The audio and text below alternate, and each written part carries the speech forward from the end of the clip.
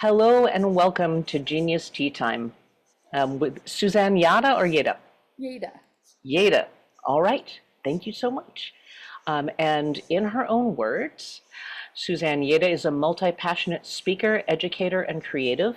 As singer-songwriter at Little Spiral, she writes songs at the intersection of technology and heart, where she blends her indie rock, pop, classical, and roots influences with her background in poetry, media, and the internet. As a part-time agnostic, her Substack explores issues of faith and doubt for the intellectually honest and spiritually curious. And you can find out more at littlespiral.com and Part-Time Agnostic on Substack, which is really cool. Mm-hmm. And to tell y'all a little bit about the Ron Finley Project, which is the project that we're sponsoring for this particular talk. Ron Finley, as he says, is a rebel with a green thumb, and in 2010 he set out to fix a problem in South Central LA neighborhood parkways, those neglected dirt patches next to the streets. He planted some vegetables there, and he got in trouble from the city of LA. And that was the beginning of his horticultural revolution. He fought back and won, and started a petition with fellow green activists and demanded the right to garden and grow food in his own neighborhood. Because most of the more poverty-stricken areas of our country are food deserts, and he is familiar with the area's lack of fresh produce and to have to drive 45 minutes to get a fresh tomato. So his vision is to rejuvenate communities around the world through urban gardening, which I think is terrific. And please tell us about how your brain is an antenna. This is amazing. I'm really excited to hear more about this because I have thoughts about it too, but I'm willing to bet you've got many, many more. Oh, you are on mute. Thank you. I have been thinking about this stuff for a while, and thank you for the introduction. I'm really excited to be here and to have an excuse to talk through this. And so having this forum, got me in gear to get some of the research together. And as I'm building it and creating the explanation of what I think is actually going on, I just really got very excited that I was invited to come and speak today. So thank you so much, and thank you, Genius Teatime, and Yay. everybody involved. Yay. You know what? Let's just go ahead and dive in. I'm going to start here, and of course, if there's any issues, you can't see anything, my sound cuts out, please let me know. But if you could see the slides, give me a thumbs up, and we're just gonna get started. Awesome. So this is I'm presenting and calling it "Your Brain is an Antenna Hypothesis," and I am not the first to be thinking about this. I'm not the last, but I think there's something really interesting in how our minds work, how all of this stuff works, and it really comes as me as a creative. I've always really felt like ideas came from somewhere. Maybe it was me, but maybe it was a subconscious, but maybe it actually came from somewhere else. And I know that there's a lot of creatives who feel that way. There's tons of interviews, and I think one perfect example is Elizabeth Gilbert's TED Talk, who talks about you aren't a genius, you have a genius, and that these ideas visit people who may be more or less ready to receive them. So I kind of envision like you're building a nest for the ideas to kind of fly in, and if you don't build the nest, then they just fly on to, I don't know, Bob Dylan or somebody. And that is such an interesting phenomenon for me because it encapsulates what I have been feeling as a songwriter myself, and how ideas kind of percolate and land. And it's an interesting idea. But science actually is like, no, your brain is just so complex and more magical than you realize. You actually don't need to separate the idea from your brain because it's a subconscious brain, and you receive those ideas from your subconscious, and that's what makes them feel external. And I know that makes sense, and I can buy it if that's really the conclusion. But I just have nagging feeling that that's not really the full story, and all of the science that I've read on this, which is a lot, still leaves some doors to be explored on this, and it actually gets to some of the fundamental weirdness that I'm about to talk about today. It comes down to, for me, that science can't even explain what consciousness is in the beginning, because the scientific method doesn't really work. It kind of for this particular thing. So they'll punt it to the philosophers. They'll say, oh, that's the job for the poets and the theologians and whoever. But then the philosophers and poets and theologians are like, okay, so can you help us out at least a little bit here? We don't know what we're doing. We can just kind of hypothesize and ask what if. But it just comes down to, like, whose job is it to actually explore what consciousness is, what a thought is? And I will just claim my own position as the occasional poet and a half-assed philosopher. Might as well me. So who is me? That's me. Hi, hello, that's my face. My name is Suzanne Yada. I'm a singer-songwriter, entrepreneur, former journalist, human. That's probably the more important bullet point there. And I'm also a whole slew of a bunch of different things, identities and experiences and things. And I want to be transparent about all of those filters that I bring to what I'm thinking about, because this is actually exactly what I'm talking about. Is we've got all of these filters and identities that might actually shape what kind of nest you're building for these ideas to land. So that's transparency. I've got a bunch of different identities that influence how I think. But here's actually a couple things I'm straight up not. I'm not an academic, a neuroscientist, a scientist of any professional type, or any sort of medical expert. I am just a songwriter, poet, philosopher, kind of creative. And I think maybe, I'm just going to put this out there, maybe that might be to my benefit, like the naivety of being outside of the scientific realm, with a lot of respect for science, and also with my former journalist background, could actually be a feature, not a bug. But if you are any of these, do hit me up. I got my email right here. Because what I'm doing in this presentation is going to ask a lot of what ifs, and a lot of what about this and what about this. And I have a lot of research in my background that I ended up not putting in the presentation because I just wanted to speak as a narrative. But if you are one of these folks and can help piece together whether or not I'm totally full of shit or whether or not I'm on something, please hit me up. So yeah, I don't pretend I have all the answers, and I also don't pretend I'm the first or the last to be thinking about these things, but I have been kind of low-key obsessed with the question, what if? And I think a lot of creatives and a lot of scientists have that in common. But if you have a background that's really steeped in a particular kind of way of thinking about science and the brain and neuroscience, maybe some of the what if questions will be different from mine. So this is the first time I get to talk about this stuff, and I always love your feedback. And something that I also want to acknowledge is I'm kind of allergic to total woo-woo stuff. I can be open to it, and I want to kind of not get too much into spiritual woo-woo. However, I do think there's an overlap here, and I also think that science thinks it knows everything, and it's a scientific fact that it does not. Science is a process. It's a thing of where we're discovering what if and asking the hypothesis and asking and testing and finding out that our previous science was wrong and this one is the right one.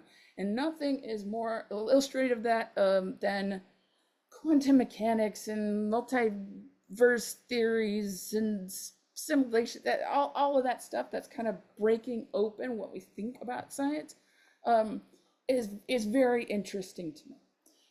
So what started as a simple question, like where did this song idea come from, actually starts getting deeper and deeper to like, what is consciousness? What is thought itself?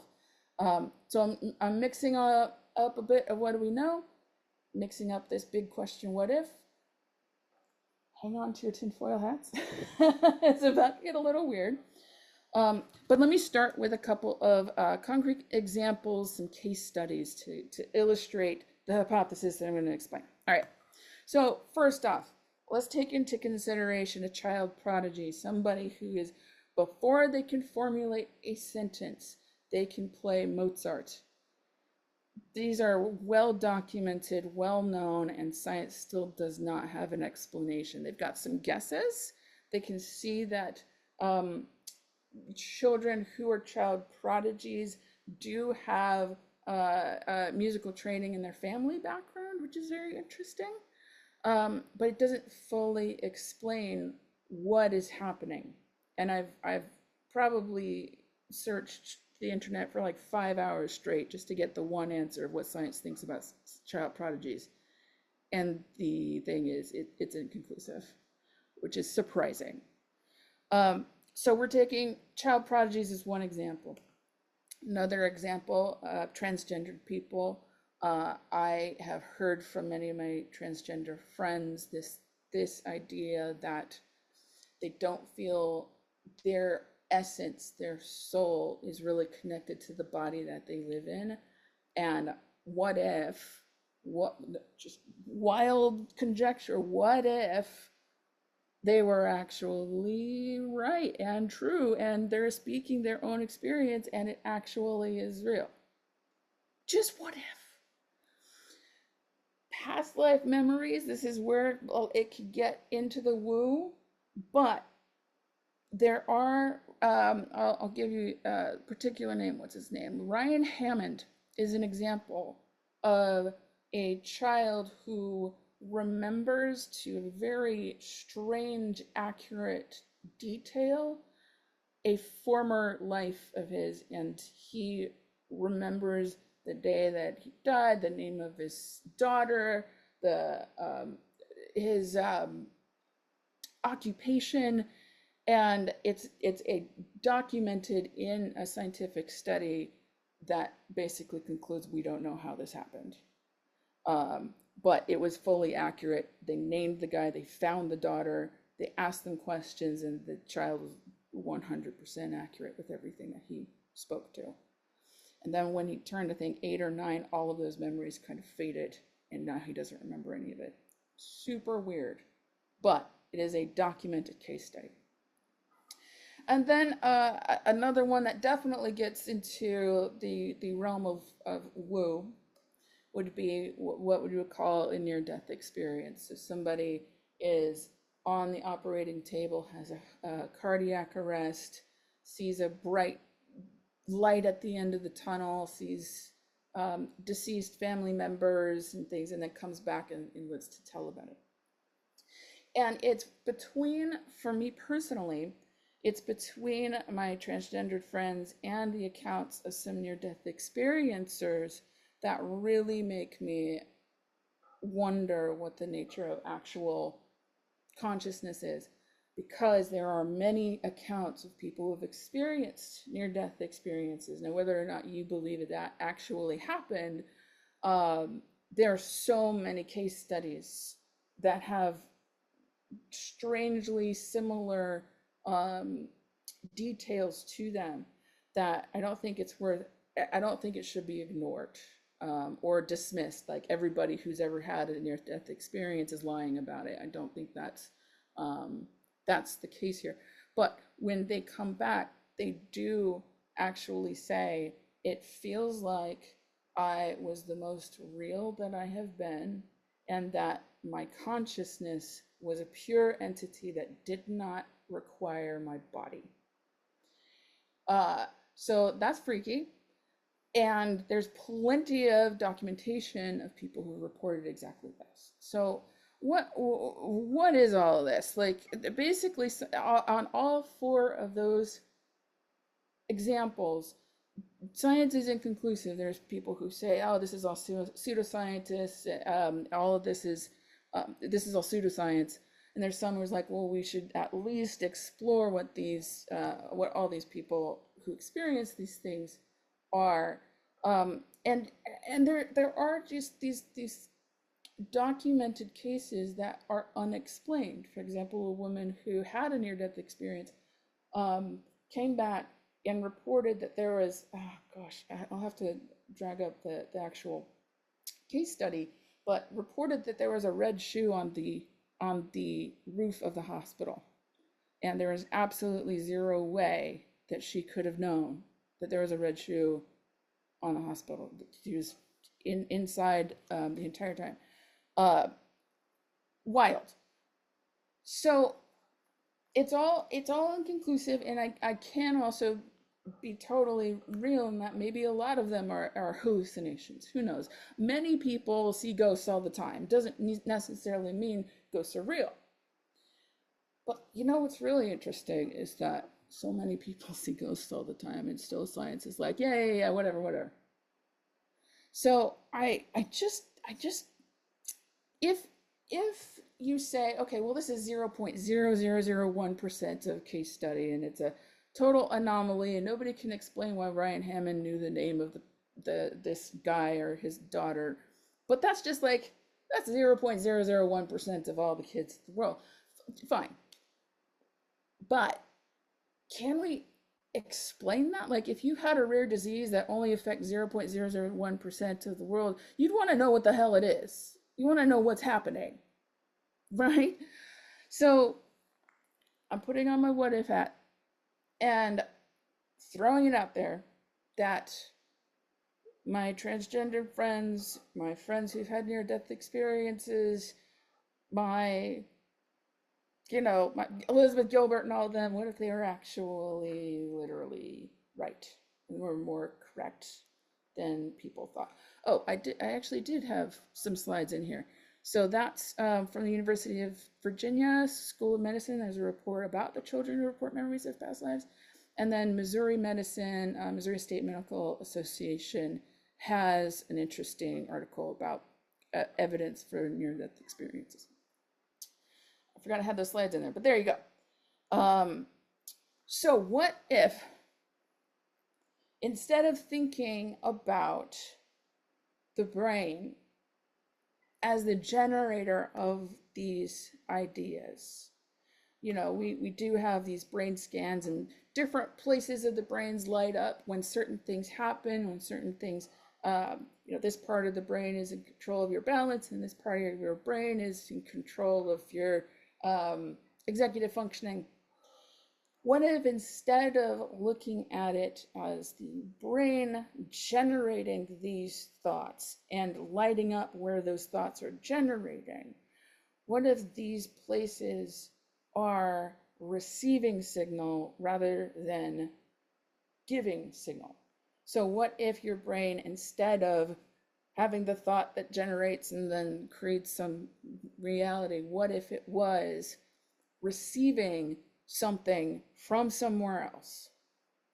And of course, that leads to, give me a few slides, I'll examine that might actually be.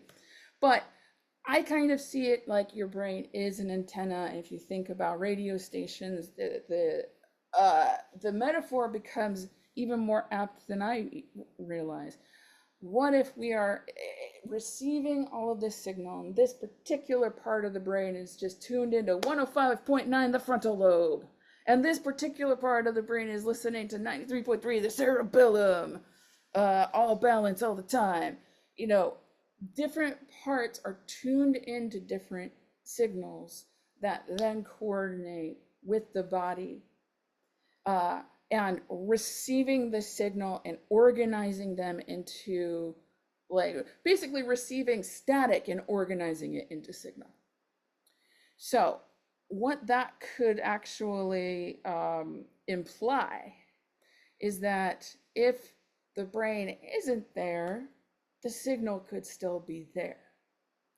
And that lines up, and that gets into some woo, I get it, but it does line up with a couple other things that it could explain that science is just like, wow, because science is coming from that materialistic, I don't want to say materialistic, but there's like a literal materialism is nothing exists outside of physical matter. And I'm saying that there might be some things that exist outside of what science can currently measure. And let me just check my notes just to make sure I'm on the thing. Okay. So the closest term I've been able to find in any sort of scientific research is called non-local consciousness. And it's been adopted by a group of scientists who are very interested in studying these kinds of fields, these kind of unexplained things, and attempting to explain them. From my journalism background, I do like to explain things in a little more populist way, and I get why people are kind of turned off by the phrase non-local consciousness, because it's a little bizarre and out there, but these case studies are a little bizarre and out there. So I personally am just going to call it the your brain is an antenna hypothesis. I was originally going to call it like Radiohead theory, but A, Radiohead is already taken, and B, it's not a theory, it's a hypothesis. So that's what that is. Okay, so what do I actually mean by this, and like what are the implications, and where, if my brain is an antenna for a signal that's being received, where the hell is that signal coming from, and what is it, and what are we talking about here?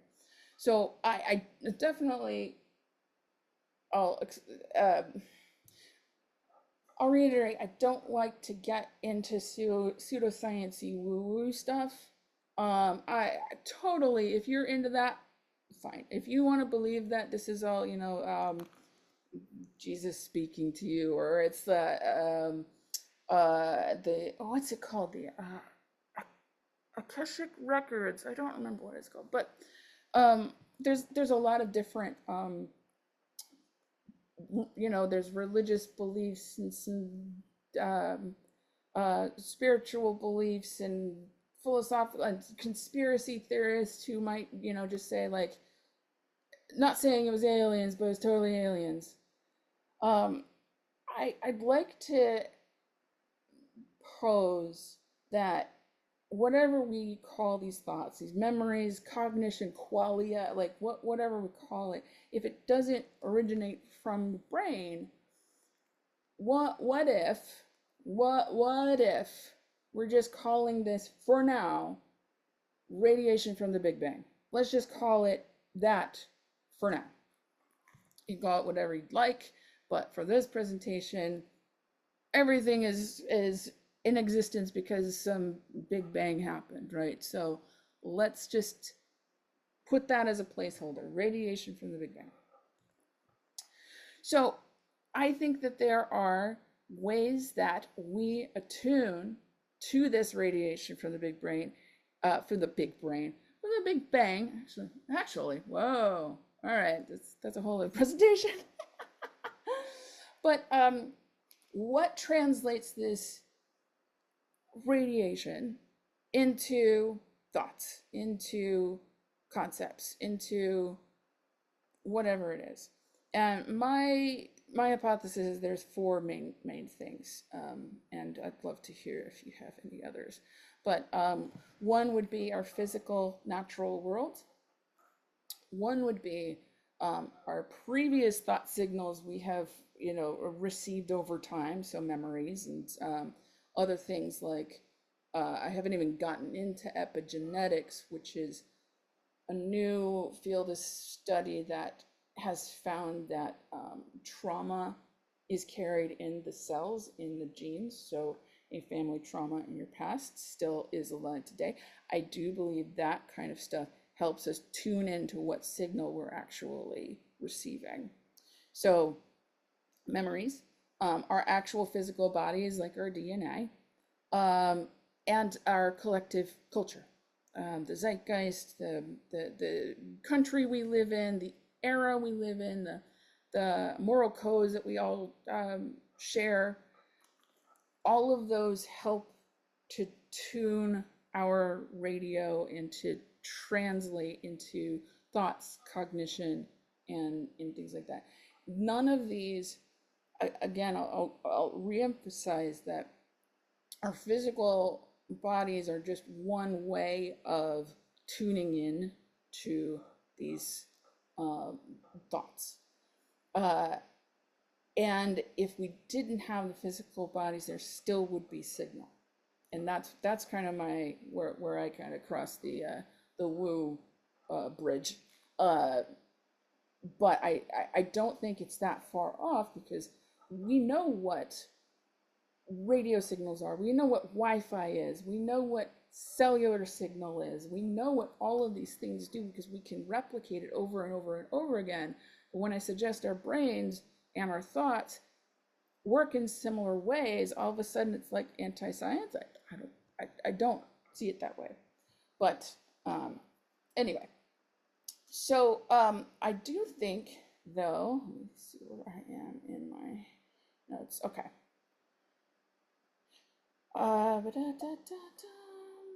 Yes. Okay.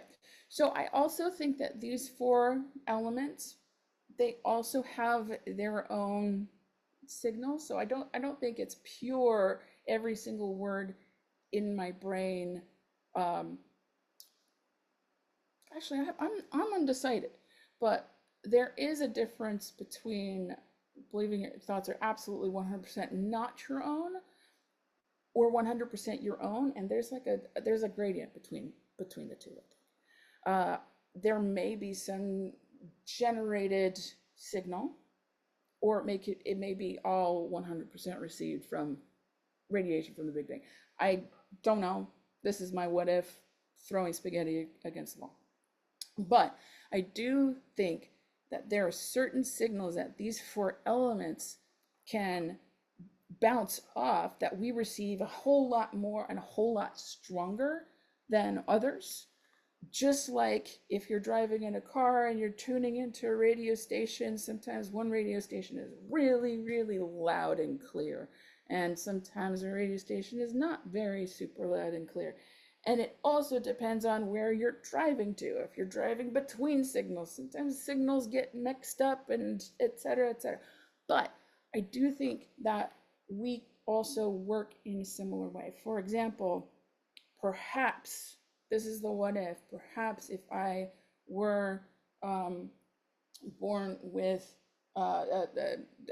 male assigned at birth, and I have a particular set of brain waves and DNA and thoughts and experiences that is actually channeling a female personality.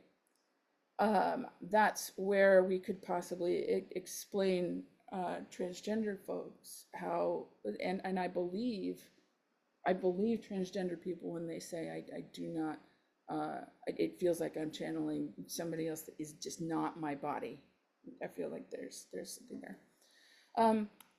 there. It can also explain something like the child prodigy. Perhaps there is somebody in the collective conscious, or somebody in my family's background that knew Mozart, that knew the piano, that had the muscle memory of the piano playing, and I am channeling that, and that signal in particular is super, super strong. With this, I also, maybe this is a side point, but I want to explain. If I was born with the ability to play piano at age 2, but I was born in a family that didn't have a piano, or culture that didn't really care about pianos, or a country that just did not have pianos, I might still have the ability to receive that signal, but that signal is just not strong enough from all of the surrounding, the 4 different elements to actually tune into that. So I do think there are plenty of people who have uh, those genius traits, but we're not born into the circumstances where those signals could be reached clearly. Oh, in fact, that is exactly what I'm going to talk about. So sometimes the signal just does not come in strong. And I do think, for example, for example, perhaps this one particular child, Ryan Hammond, remembers this one person so clearly.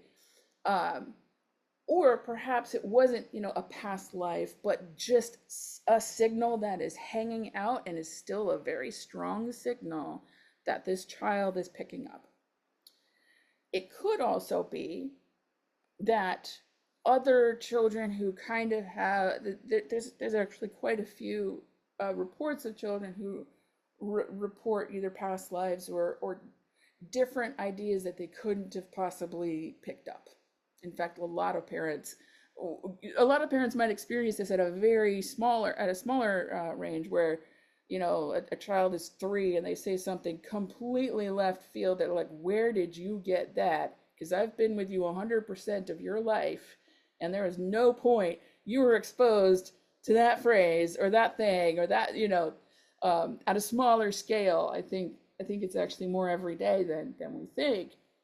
But there are other reports of children who remember different things and say kind of odd things, but there is no like correlation between, okay, this one human being who had a life that began and ended here was fully channeled. I do think that in those cases it makes sense, or it's a what if that static was just fuzzy and they could only pick out 1 or 2 things from here? Or what if it was blended? I remember going on big road trips, turning on the radio, and then all of a sudden, like, I might be listening to some alternative rock station, and all of a sudden, like, the Christian station just starts like getting mixed in with the signal to be something that I couldn't hear or couldn't interpret, and I had to switch the channel.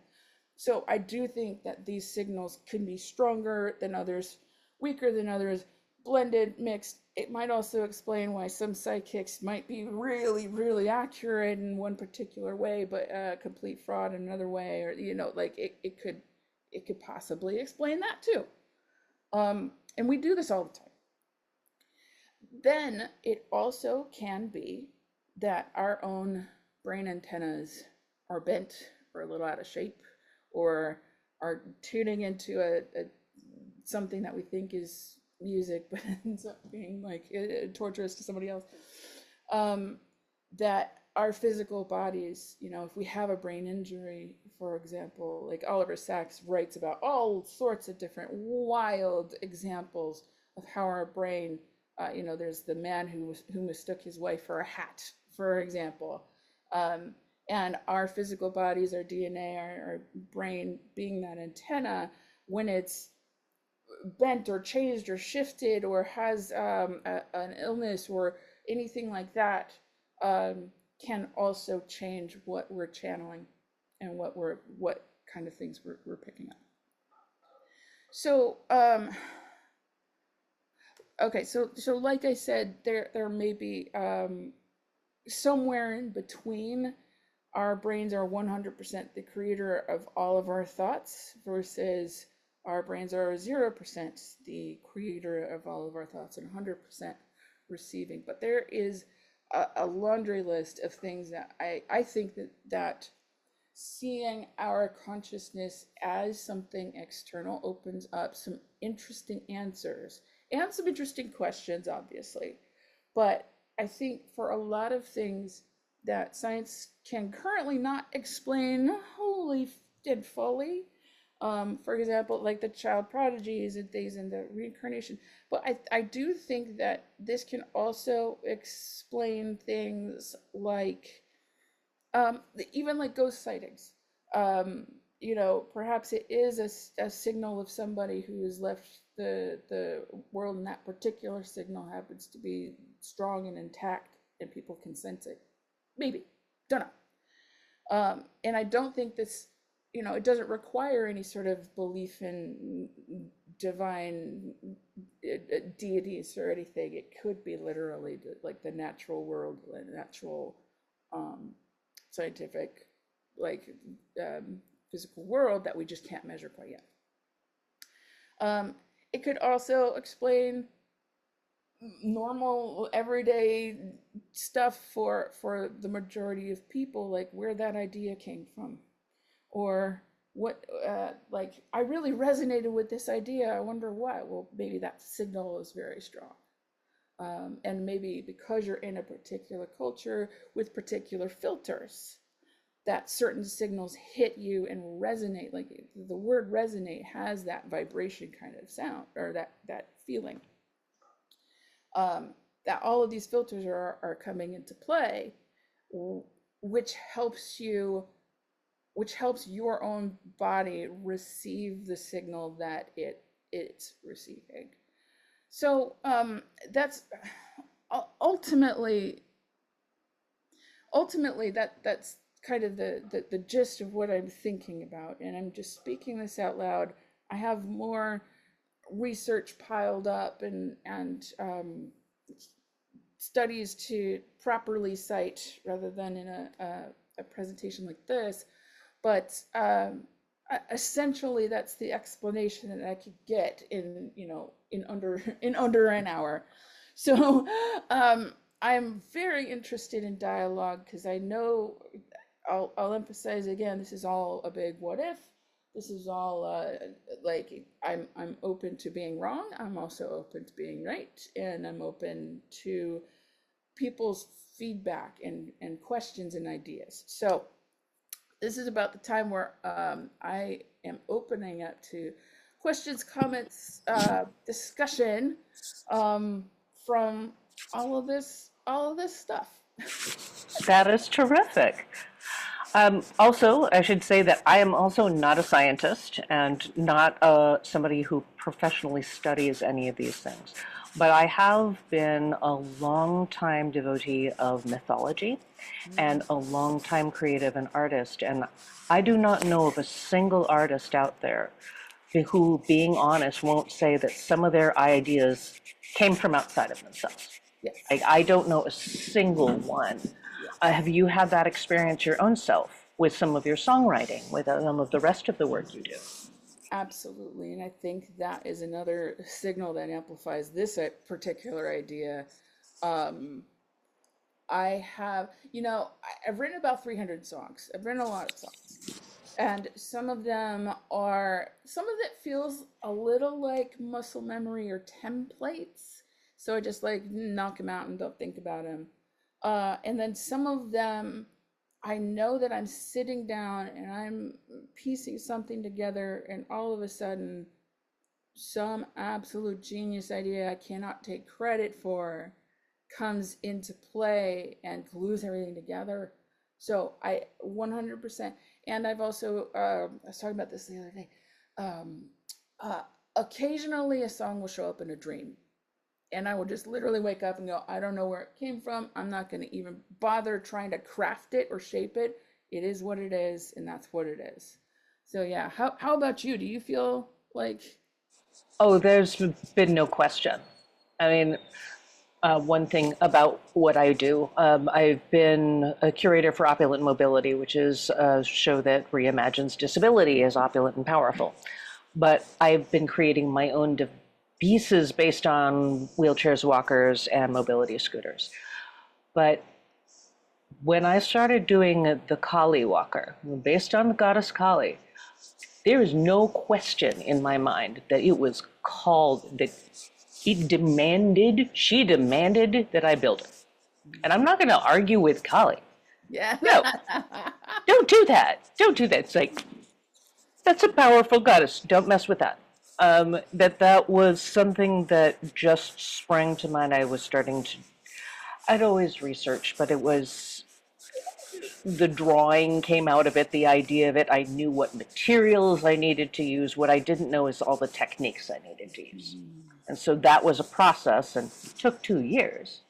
But it was very clearly You will. And I like to call it 2 years of fury turned Yeah. into something Yes. right around the run up to the 2016 elections. Coincidence. Hmm. Shocking. And Yeah. also some really serious issues with my doctors telling me essentially that my experience of my own body wasn't real and that I really just needed an antidepressant when what I really had was, fibroids and thyroidism, Hashimoto's. So, that also being said, sometimes the scientific method isn't all that useful in practice. Mm. We don't always have all of it, and relatively speaking, the scientific method is not that, it's more recent. Yeah. This hasn't been the answer, and it's been used to dump out years of cultural practice. Sometimes it was just as valid, if not more so. Yeah. Yeah, I think the ideas that pop up in this bigger meta idea, they've been around for ages and since the dawn of civilization, well, this is not humanity, but has been called different things or experienced different ways. Again, because that culture, that time period, that is what they were tuned into and could actually speak to, um, like this higher power, this download of knowledge, this and I'm using very modern tech, like the word download and brain is an antenna. I'm also doing that same practice, but in 2024 using these terminology. So I really think, and I agree that there's just a limit to what science can do, and every scientist should be able to 100% say exactly that. Because once we start talking about the nature of consciousness, they're like, well, science is limited. Well, what if? And yeah, absolutely. And Absolutely. certainly, we've only been starting to really recognize the nature of plant consciousness. Oh, yeah. Mm. So, Hmm. um, I think maybe it's being from an artistic background, but I don't think there's a real. I think it's pretty clear that the network of brain cells and neurons looks like the network of mycorrhizae, looks like a root system. Hmm. There's clearly something going on there, but if plants are communicating with each other and with other species over millions of miles, there's no question to me that your brain can't also do similar things. Hmm. We were Hmm. talking before all this started about how can this one idea pop up in, for example, everyone's putting out a zombie movie. Right. Right. It's not that they're all just ripping each other off. The idea was out there somehow. It might be part of cultural consciousness. We don't know. Yeah. But I could kind people of all over. visualize it like it's ping ponging with all these different elements that uh amplify that signal. One idea might land and it has a weak signal, but one idea, like a zombie movie, all of a sudden, like with a mix of radiation from the Big Bang and collective consciousness and things like that, all of a sudden this signal is super strong and is visiting all these directors and people, it, that absolutely does happen. And I think even the invention of television itself, I believe, was an idea that simultaneously happened to people, and the Phineas guy or whatever his name is, Farnsworth, I think, was the guy that registered the copyright first, so, or the patent first. Yeah, that's why those who register the patent win, because I think almost any inventor will also tell you once that idea is out there, once you speak it, figure out a way to patent it, because it simply comes into the ether. It's the zeitgeist, right? It is. I can also speak exactly to that with songs. Like, look, Hmm. there's only 12 notes in a Western scale. You've got 12 notes. That's it, right? And when I'm like channeling something, I really do feel like it is from this kind of cloud. I'm catching some rain from a particular kind of cloud, but this cloud is raining on everybody. It's the same water, the same cloud, but I'm getting this strand in. Uh, and I also wanted to go back to the idea of plant consciousness, because I think in this particular metaphor, the radio kind of metaphor, this feels like we're only tuned into FM and the plants are tuned into AM. Like there is a different shape or different speed at which they're conscious and actually activated that's too slow for the human brain. Like if the human brain is this, the planets are this, and it's still a very efficient form of communication that, again, like, come on, science, like kind of get up to speed. um Get with the program.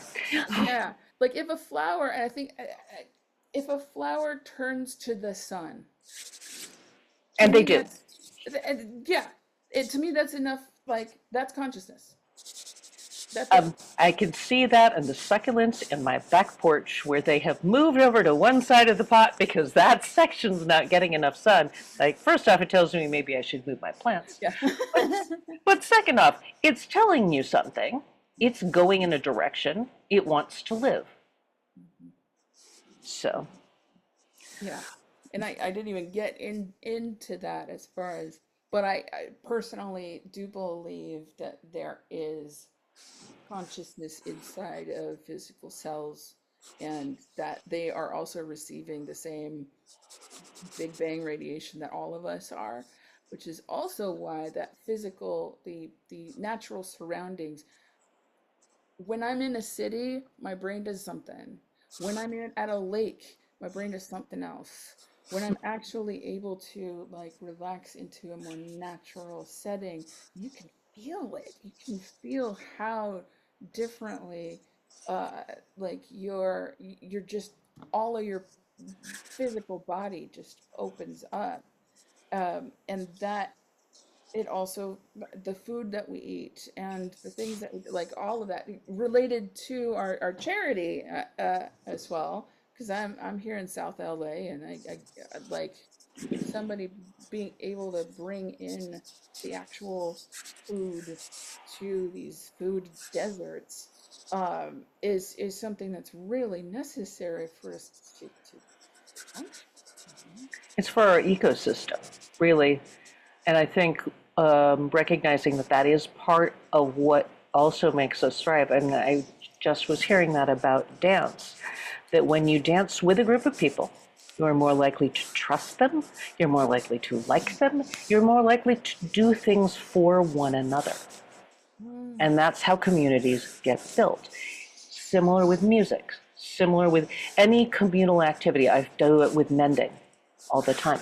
And I've been bringing that more recently to the Hollywood Food Coalition. So unhoused people, like, you communicate better when you do things together. And there's, I think that that opens up receptors in your brain mhm. to make things not just better, but possibly smarter, Mm, probably more creative, definitely more willing to make things together. mhm. It works with a variety of different animals. Yeah. You know, there's certain plant animal connections that we don't always understand, right? Yeah. And Yeah. mutually beneficial and mutually combative Yeah. Yeah. Yeah. um, relationships that, of course, something else is open, some other part of us. Yeah. I Oh feel it would have to be. yeah. Hmm. What that is, Big we Bang. Why don't. not? Well, we don't know. We know there's a lot of dark matter out there. We don't know what it is. We don't know how to define it. It's Yeah. most of the universe, and we know nothing about it.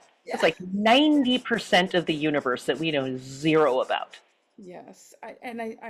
I really do think the reason, the biggest reason that science is so limited and can't explain that is because we're so human centric still. Because that's all the filter we know how to look through. I only know how to look through human eyes and communicate in human language. Um, and because there is still this layer of, we all have our biases, but I do think science is very biased towards a materialistic explanation of everything, because that's all we know how to do. That's all we know how to measure. But I don't think, and that's what science does really good. They really do the measuring stuff really well, except when they find something they can't measure, and they're like, "Eh, that's for the poets." Uh, Yeah, that marketing. What are the yeah. metrics? It's like, you know what? Maybe you don't have a metric that works.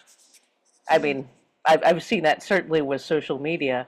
The Mm-hmm. metrics between what works and what translates into somebody actually selling something, not the same. Yeah. Not at all. Your fans versus the people who actually show up for you and help you move, not the same. Yeah, not the same. Exactly. Exactly. Right. So that's kind of my hypothesis, and I'm just like throwing out into the universe and seeing what sticks. And I think there are plenty of ways where, again, it's like this balance between, do I literally have zero thoughts in this meat brain, or is it all this? Um, I don't I don't know. If I'm looking at a case study for like a near-death experiencer who did not have a physical body but was as clear as ever, in fact more clear. If I take them at their word, and I don't believe that every single person who's experienced an NDE is lying about it, uh, but I sure there might be people who are, but like if I take them at their word, then it makes more sense with everything else. Like, these other, I guess, edge cases that science is like, well, I don't know, inconclusive. Well, it could be explained actually quite simply. So anyway, that's I that's mean, they've already proven that ancestral trauma is a real thing, yeah, that that's it's not merely, that it can also be linked to disabilities, it can be linked to chronic illness, it can be linked to a whole variety of other things that even if you don't personally in this lifetime remember it, if you're, and some of that might even be, maybe that is enclosed in ourselves. mhm, But if your great great grandparents escaped pogroms, you might also have some trouble in mhm. never finding a safe place. Yeah, yeah. There are things that get built into the way that you were trained and what you would grow up with, and also our basic lizard brains, right? Hmm. Yeah, exactly, exactly. Like a lot of the, like, I see in the animal world a whole lot more clearly about instinct. When I'm living in this body, I'm like, well, it's just it. Like, I don't understand unless I can look at it from a bigger picture, that some of the things that I do are both like a natural instinct and a learned instinct from my ancestors. Like like going all the way back to, our very first origins as a human species. Like that lineage just is alive in me, and that is one of those really strong signals. I think it is both a mix of like my physical body, my physical DNA that I've inherited from my ancestors, and that the cultural zeitgeist just kind of floating around. It's, yeah, and it's separating that may not be entirely possible. I've, you know, how can you tell? I've had that sometimes with some members of my family, just having the circumstances, realizing, okay, this person is actually related to me but didn't grow up with me, found out about him later in life, finding out that this person's daughter drew pictures exactly the way I used to Wow. growing up. So it's the interesting, what is learned, what is nurtured, what is, and we don't always know. But there's some things that might just be part of your genetics Mm-hmm. and speak in that way, and some things that absolutely are not. Mm-hmm. Yeah, that nature nurture balance, that also is very embedded in all the things that I've been talking about. Is like, is am I inherently a great songwriter because of my genetics? But if I was a child prodigy, like literally, like we don't know. But is it even worth trying to separate out, because humans are such a social animal that there is, to me, there is no separation of nature and nurture, really. Because if I'm, if I'm an infant and I don't have the nurture, I die. I I die. And so much of what has, like, at least right here, what's keeping me alive is uh somebody decided to open up a grocery store so I can buy food. Like, that wasn't me. But it's that combination of what we can do together with what I can naturally do, that, and again, it goes back to this idea of the child prodigy, who they might have the nature to all of the cells aligned for this child to be able to play piano. But if they're born in a country with no pianos, then there is no expression of that gene. There's no expression of it. And not to, not to diss on countries that don't have pianos, but that's the only, But yeah, that's the metaphor yeah. that I could think of. But in the notion, if we're talking seeds, right? You need the soil conditions to be right. You need the water to be right. You need to not be being bombed. There are so many things Yeah. that you need that are outside of your possible control, and that the muse won't necessarily be able. They might visit you, but you may not be in. Yeah, yeah, you might not be able to build that nest to catch the ideas exactly. Yeah. Yeah. So how can people find you in other places? You mentioned this at the beginning, but Little Spiral is both your music and you do songwriting I do workshops? What is this? songwriting workshops and classes. So the next one, I'm looking at launching in the new year. Um, which is coming up faster than I realized. But they're 8-week classes, and they're a whole lot of fun. If you've never written a song before, you're welcome. If you've written a bazillion songs before, you're also welcome. It's a space where people can learn by learn by doing, and you can bring your ideas, and we have a whole lot of fun exercises, and people who are super supportive, whatever level you are. So, the best way to hear about those is to get on my Little Spiral email list, which is at littlespiral.com. And then the other thing I wanted to give a shout out to is I have an accountability community for creatives, um, who want to finally get their big dream project off of the back burner and into reality. Who, they hear a signal and they're like, yeah, yeah, yeah. They finally want to build the nest to catch it and actually make it a tangible thing.